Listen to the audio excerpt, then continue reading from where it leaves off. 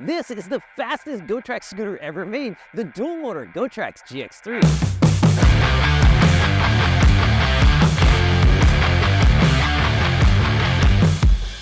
GOTRAX is known for their affordable single-motor commuter scooters like the GXL V2, and we loved their entry-level dual motors, the GX1 and GX2.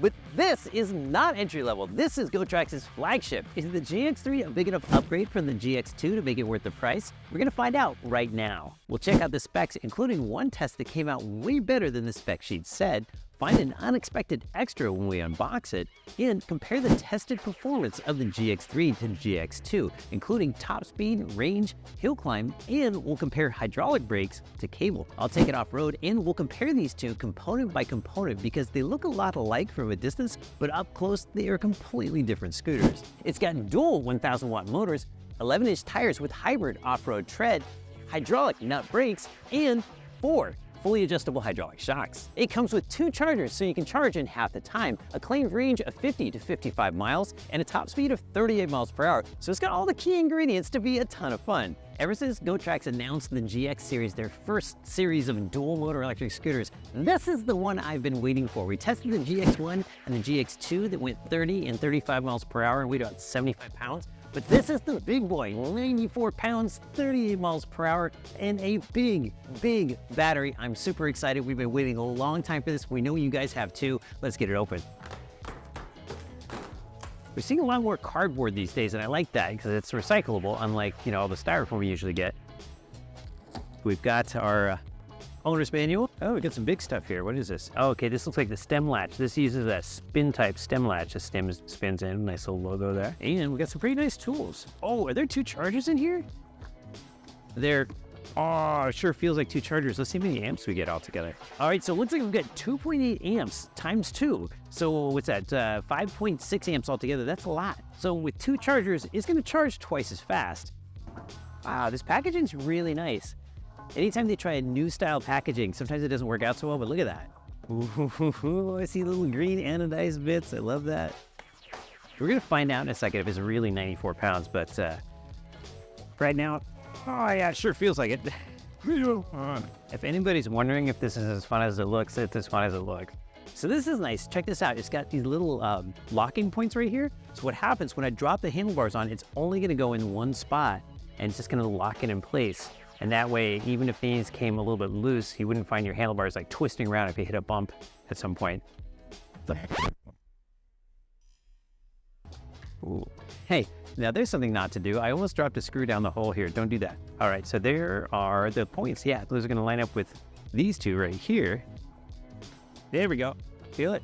Locked in. So it's a little trickier to get those little posts into the handlebars than it was in the GX1 and GX2. I love when they put a little tab on here like that. It makes it so much easier than like picking at the edges.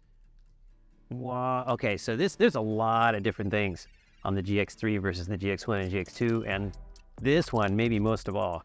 I love color screens. This was super bright, and I love this sort of pinstripes, and we're almost all the way charged. I'm gonna check 2 things now. I'm gonna weigh it to see if it's really 94 pounds or not, and then we're gonna spin it up, see how fast it goes in each of the modes. And we're expecting 94 pounds, and we get, this is way lighter than we thought. It's 87.8 pounds. And check this out. There's a cool detail right here. I haven't even put the stem latch on here yet. That was the knob that we saw when we were unboxing everything, but it's got this cool pin right here that is an extra safety latch, but don't forget to put this one on. That's your main stem latch. And it's a little bit old school, this style of latch, but it's actually really solid, so I don't mind that. So I'm just figuring this out, plugging all the buttons, and it turns out that unlike the GX1 and GX2, which are dual motor all the time, the GX3 can be run as a single motor. You've got an M button right here that lets you turn on the front motor. And then we've got our modes. We just use the plus for that. So let's start off in 1. We've got eco mode. Okay, so we get an indicated 15.5 miles per hour. Mode 2, indicated 27.9. Ooh, that sounds fast. Mode 3, indicated 38.3 miles per hour. And so this scooter looks a lot like the GX1 and GX2, but it's completely different. For one thing, it's got 11-inch tires, which puts it in a whole different class. We would normally call this a beast scooter because of the 11-inch tires.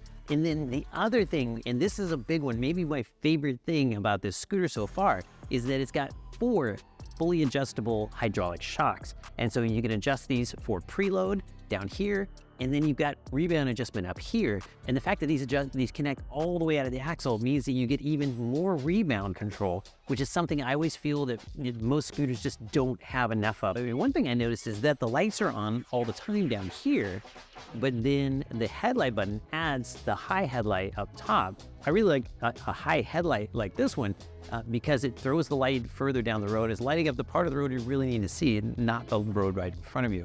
Oh, and it's got beeping turn signals. So it's got, let's see, just at the back it looks like, and but you do get indicators on the dash. No, you don't seem to be able to turn them off. You like, once you turn them on, they're just gonna stay on until they self-cancel, but that's fine with me because I always forget and leave them on. Everything about this scooter is just like burly and chunky. I mean, look at these big beefy tires with this sort of hybrid off-road tread pattern.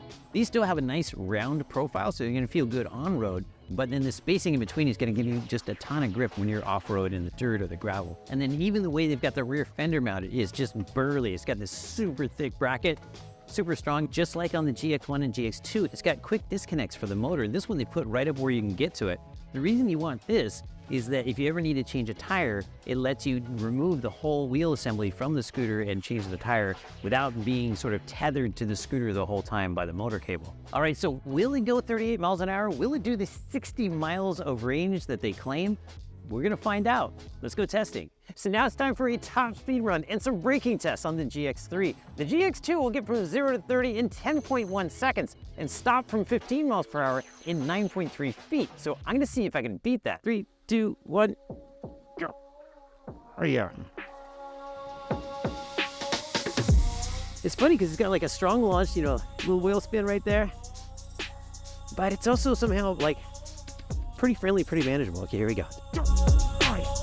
Good launch. All right, here we go. Touch position. All right, I'm seeing 32, 33, 34, 35, 36. It gets up to speed fast. 37, 38, 38.3, and now we're hitting the speed limiter. In turbo mode, the GX3 accelerates from 0 to 15 in 2.6 seconds versus the GX2's 2.9 seconds, and does 0 to 30 in 7.4 versus 10.1 for the GX2. Overall, acceleration is right on target relative to its price. And let me talk about the modes for a minute. In mode 1 or mode 2, like the throttle's pretty chill. It's not really gonna give you any wheel spin. But in mode 3, that's when you get the front tire kind of peeling out a little bit when you get on the throttle. And also that's when you have to be like a little careful with the throttle because it is like immediate, like it all comes on at the very beginning. And then it's actually a little bit softer once you get moving. The specified top speed is 38 miles per hour, which matches the 38.3 miles per hour we saw on the display during testing. And the ESG certified top speed is very close to the spec, coming in at 37.9 miles per hour.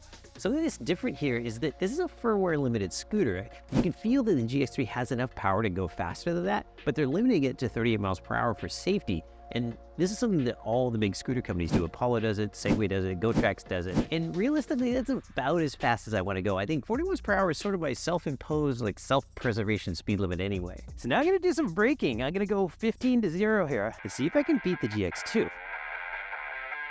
Oh yeah. That was an awesome stoppie. It just like lifted a little bit at the end. Oh man. Okay, let's go the other direction.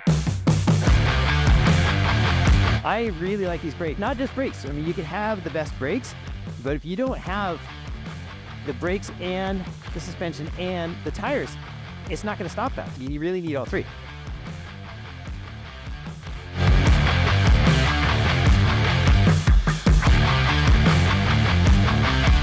The GX3 stopped from 15 miles per hour at just 9.7 feet, which is truly exceptional.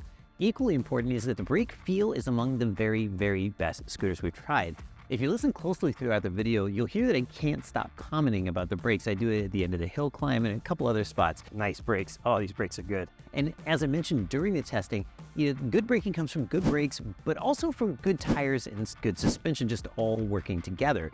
But weight and center of gravity also come into play, and that's why the GX2 outstopped the GX3, stopping from 15 miles per hour at 9.3 feet versus the GX3's 9.7. But the overall braking feel of the GX3 is a noticeable upgrade over the GX2. Both have world-class stopping distances, but the GX3 also has world-class brake feel because of the hydraulic brakes. So I want to do a side-by-side comparison of the GX3 and GX2 to show you all the different little components because there are a lot of differences. The first one that comes to mind is the display, because they're both like pretty straightforward and nice to read in the sunlight, but the cool factor is way higher on the GX3. GOTRAX likes to keep things kind of simple, so there aren't a ton of functions you can access here, and there's no app for any GOTRAX scooter, but there are a couple P settings. But contrary to what Saronster said in his review, none of these P settings will make the scooter go faster. You just get to set the units, the miles or kilometers. You can turn on and off cruise control, turn zero start on or off, set a password, set the automatic shutdown, or clear the odometer, and that's it. And the tires are different too. On the GX2, you get tubeless 10-inch tires, and on the GX3, you get 11-inch tires that have tubes on the inside, despite what it says on the sidewalls. I opened them up and checked, there are definitely tubes in there. I really like these tires though. They have a more aggressive tread pattern, they definitely have more traction in the dirt, but they're also really good on pavement too. And the battery in the GX3 is way bigger. It's 1,210 watt-hours versus 960 for the GX2. But here's the funny thing, that spec changes depending on where you look. It looks a little bit different in the manual on the website and on the sticker at the bottom of the scooter. I'm going with the sticker on this one. Since it comes with dual chargers, that means it also comes with dual charging ports, and they're the round kind that you can kind of stick in from any direction. So for times when you're just using one charger, having two charging ports, it's like having gas caps on both sides of your car. You can pull up to either side of the pump, or in this case, either side of the wall plug. But if you use dual chargers, you can get the GX3 charged in about 4.3 hours by my calculations versus 7 for the GX2. That's despite having a 26% larger battery in the GX3.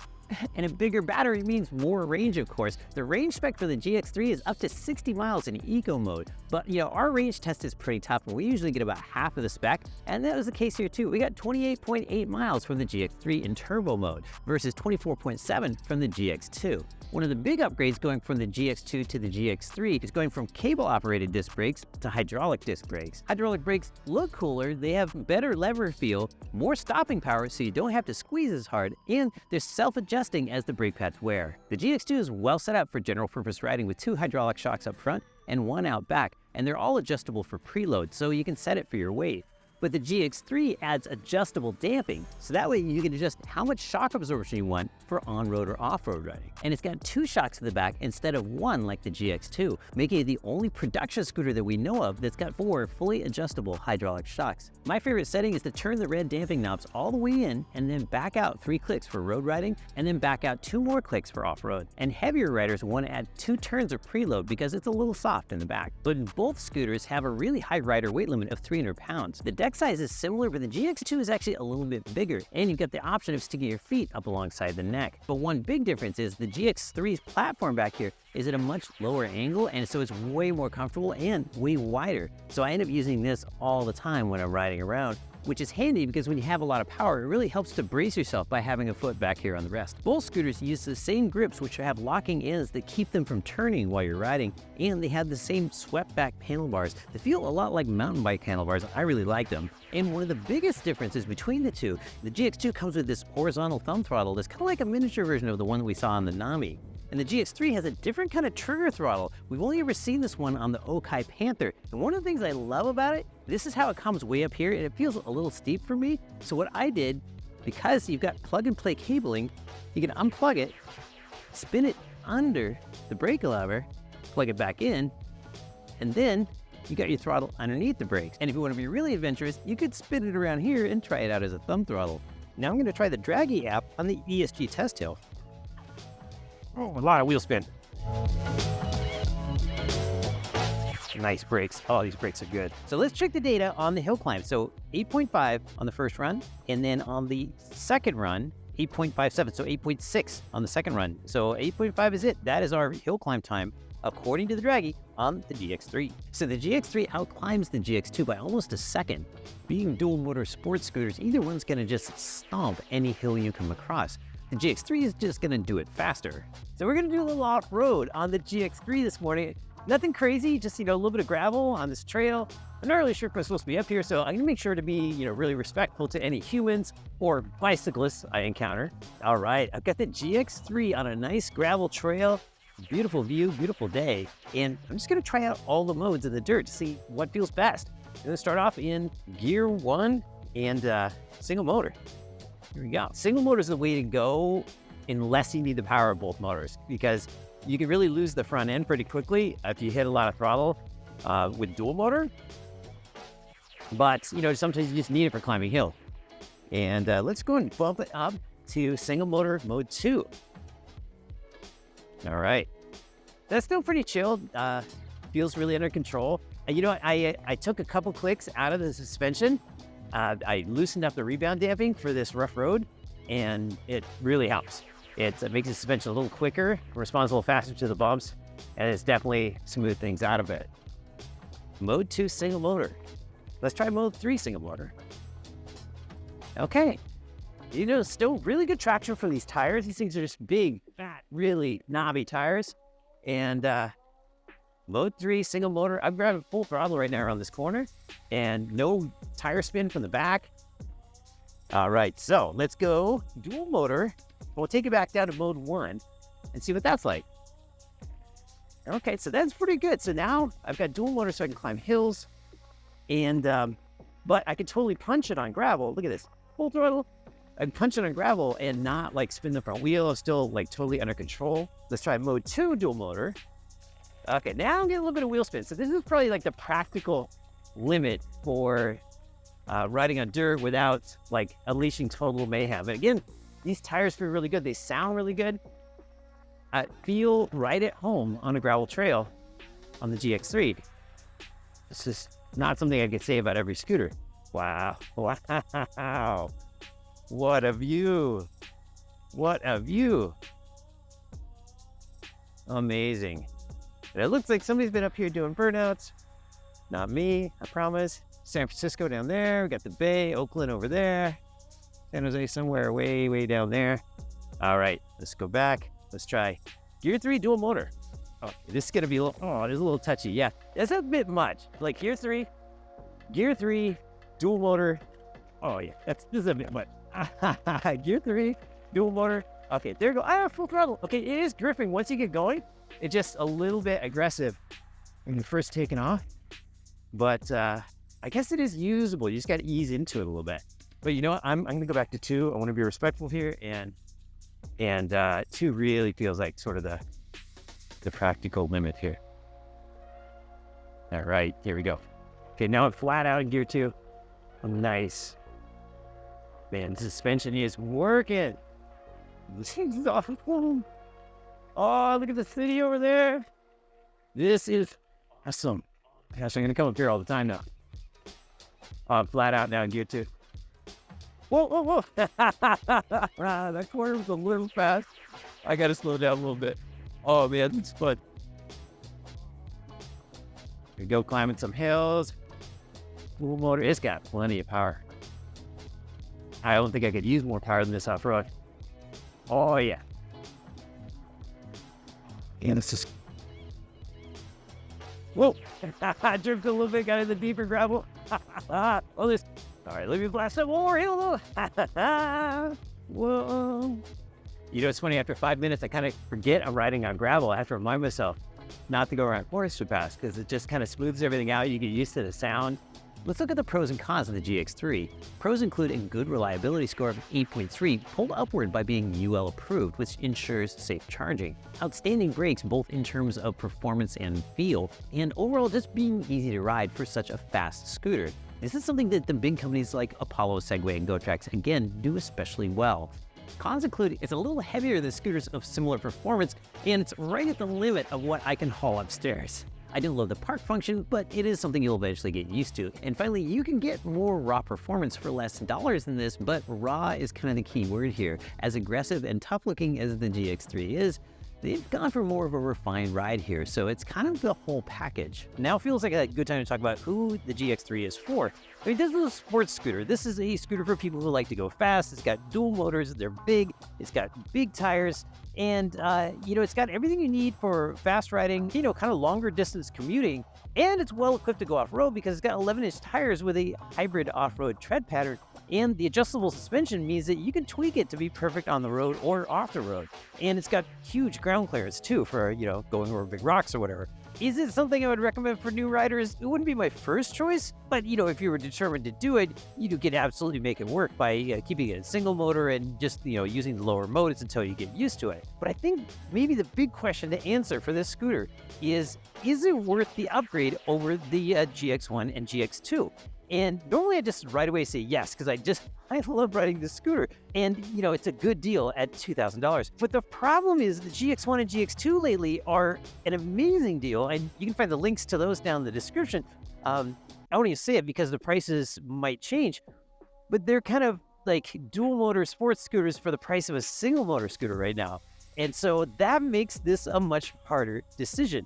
But, you know, if you've got a taste for nice things, this is still a really good deal. You know, GOTRAX in their typical style, they're giving you sort of, you know, BMW M5 level performance at the price of a regular 5 Series here. So it's a tough call, GX2 versus GX3. But for me, I mean, if I can only have one and I had to have it for a long time, I think the GX3 was worth the wait. This thing is an amazing ride. I don't feel myself like having any regrets. If I got this, I don't feel myself saying, oh, I wish this, I wish that.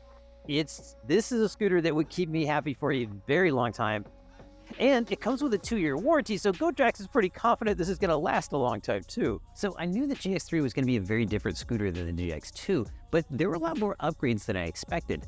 I love the components, the colors, the high-speed stability, and the overall feel of the GX3. The GX2 is a ton of fun for the money, but the GX3 brings the wow factor in terms of just having that extra level of performance and extra level of ride quality. If you're thinking about getting one, we've got a coupon code for all GOTRAX scooters down below and a link to the best price for the GX3. And to be transparent, using the link or the code helps support our channel, but we put all of your support back into making more videos. I'm Paul from Electric Scooter Guide. Ride safe and don't forget to wear a helmet.